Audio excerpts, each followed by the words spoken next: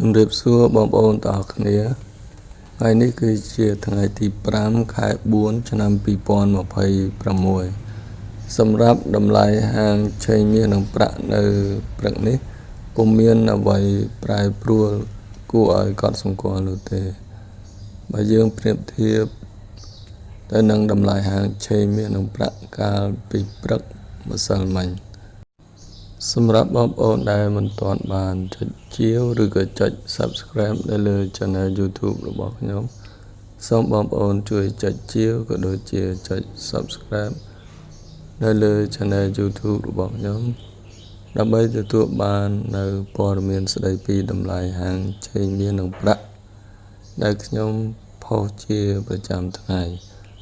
សម្រាប់តម្លៃហាងឆេងមាសនៅព្រឹកថ្ងៃទី5ខែ4ឆ្នាំ2026នេះមានដូចតទៅ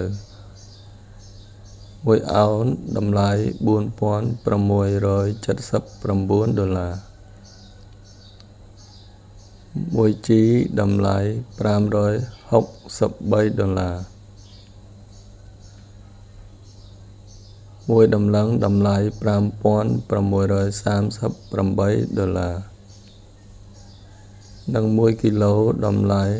$15,319 រីឯតម្លៃហាងឆេងប្រាក់នៅព្រឹកថ្ងៃទី5ខែ4ឆ្នាំ2026នេះវិញមានដូចតទៅ1អោនតម្លៃ$73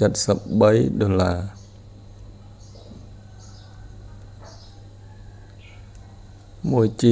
តម្លៃ$8 1តម្លឹងតម្លៃ$88 និង1គីឡូតម្លៃ$2,346